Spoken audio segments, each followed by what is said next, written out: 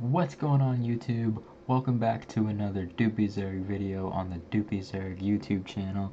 Today we are going to be reviewing Marvel Animation's Your Friendly Neighborhood Spider-Man.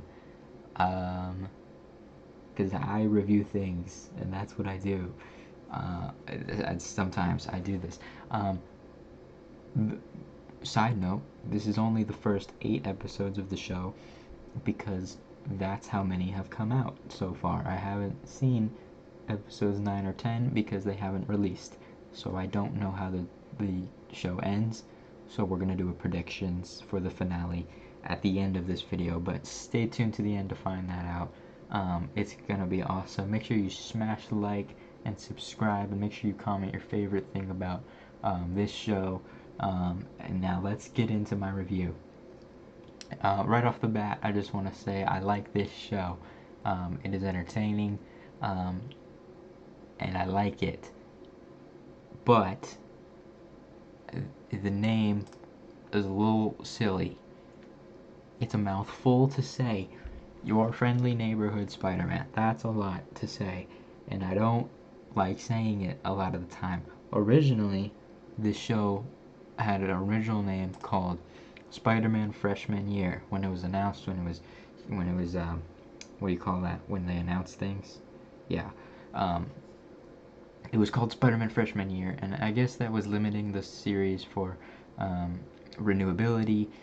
So going to this new title, oh my gosh, we're back. I don't know what just happened. Okay, I like that the name is good, that it can have more seasons because I enjoyed the show. But this was a nicer name. This was fun. Spider-Man Freshman Year, you know? Like, that's cool. And it rolls off the tongue a little bit better than Your Friendly Neighborhood Spider-Man. That's a lot to say. I'm pretty sure it's the same amount of syllables, but it feels better in a way, I guess. And I didn't like the change originally, but I understand it. So, that's okay. Moving right along. I like how this show looks. It was a little controversial when it came out, when the trailers came out, but I like how the show looks. It grew on me a lot as these 8 episodes happened. It was pleasing to look at, and it really felt like this golden age of comics was sprung onto a 3D animated show. Like, I think it was really well done animation wise. I will say though, this is like, have you ever seen Jenny Nicholson? She does a compliment sandwich. This is like that. Yes, I like how the show looks, but the trailers made it look bad. They used, hold on, side note. We'll do another compliment. Like I was saying with the comic book thing, they would do things like this, just slice it up, and like, comic panels, blah blah boom. It looked cool, like rah rah, But then they have weird framing like this, and that was in the trailer, and it gave a bad first impression. I'll say it was a little like, oh, okay, this is what we're dealing with. All right, let's see what we're doing. But I'm glad that I stuck around to see awesome visuals like this, and it was and I like that. I like that. Though there was this one scene, I don't know why this is so blurry. That's weird. This one scene, like literally, like the first or second scene of the whole show, they have background characters. These background characters, they kind of like, you see how this one's like just standing here, like that. They kind of just did that. They didn't move or like anything. They just like were cardboard cutouts and just standing there. It wasn't specifically this angle, but when it was the, if you've seen, you know what I'm talking about. It was there. You saw it. And I didn't, that was like, oh, okay. But then it felt like it was gone for the rest of the show. Like, did they just not do this? I might be mistaken, or I might have just not noticed. But it seemed like this style or this artistic decision that they made for this one scene didn't correspond to the rest of the show, which was fine. I don't care that much. But it felt a little weird that it was like, oh, okay, what are we doing here? Especially with like one of the first scenes of the show. Whatever. I like the animation, but there were some weird things with it. But it grew on me a lot, and I liked it. Next up, the characters. I really, really like this Norman Osborn character and the dynamic that, like, of course, Peter Parker being at, I guess, spoilers for the first 8 episodes. I should have said that earlier. Whatever. I like this. I like that they didn't really build up Green Goblin, or we'll get there, but I don't know about the finale. We'll get there. I like that they haven't really built up Green Goblin because obviously Norman Osborn is Green Goblin, but it was entertaining. This dynamic and this character is fun to just, you know, they kind of like put this in as like what if or they kind of set it up as like a what if this was Tony Stark in Civil War, but it was Norman Osborn. But they didn't do that. They still had Civil War in the show. So it was like this is kind of a side thing that's like Peter Parker isn't a part of the Avengers and stuff. That's his own thing. He's his own thing. And I think that's fun. I think that's good to like um change the narrative a little bit.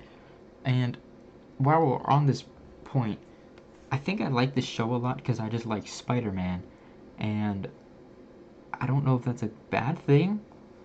Like, I might rethink about this show and think, oh, this show wasn't actually that good. I just like Spider-Man, and I think that's fine.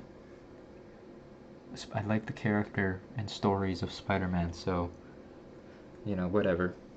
I will say this show has a lot of characters, like a lot of different characters, and it balances all of them really well.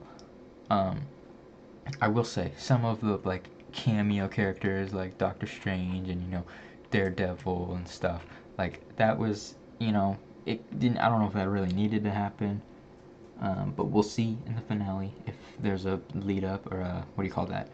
Um, a thing that like when something happens and then it happens for a reason. That type of thing. Um, yeah, I like that there's so many characters and the balances. They can balance all these characters, except for like the lab people, like the girl from Wakanda. I don't remember her name. Um, I don't remember any of their names actually. See, like I don't remember their names. They kind of just aren't in a lot of the episodes because I feel like Peter has more time at Oscorp doing Spider-Man things than actually doing his project, which is like, okay, whatever. But whatever. It's fine. They handle most of the characters really well. Let's move in to the prediction time for the finale of this show, or the season, I guess. So right off the bat, Lonnie is here. Him and his gang, they're gonna go. Obviously, they're going to Doc Ock's place. Oh, sorry. Spoilers for all the show again, and possibly the finale. We don't know.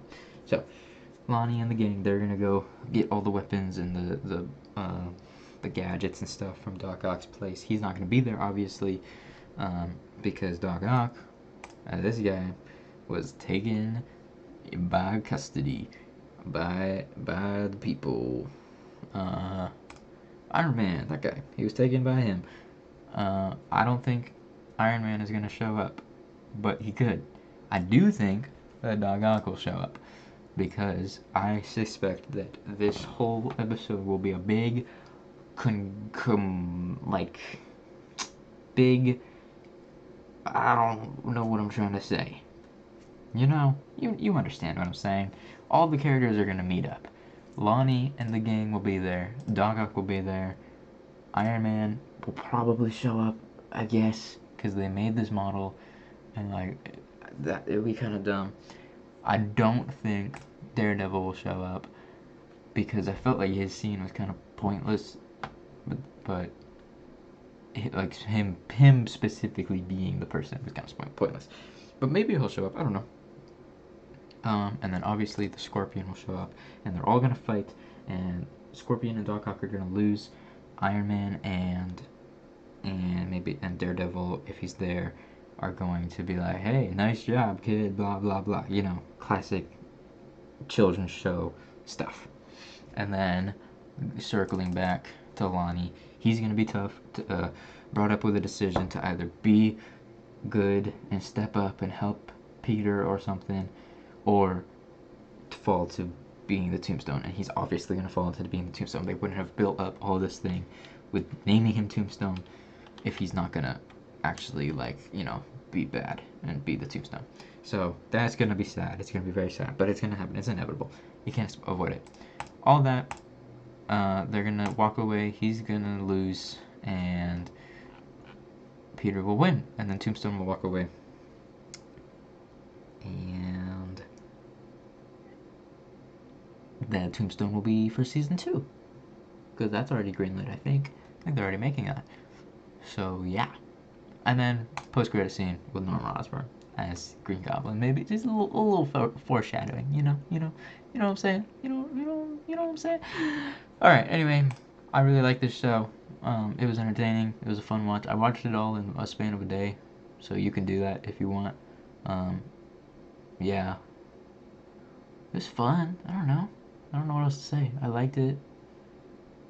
It was a good watch while you're like doing laundry or something. Put this show on while you're cleaning the kitchen, and when and then there'll be like one scene you're like, oh, I'm gonna watch this one, and then you'll step away for a second and you're gonna be like, oh, this was entertaining, and then you won't care that much, so you're just gonna go back and clean the kitchen and just listen. That's where I stand with the show. It is very watchable while doing things, but that is not a bad thing whatsoever. I would give the show, I'm not gonna score it. I'm not gonna do that. Okay, that's it. That's the end of the video. Thank you for watching. Yeah. Goodbye.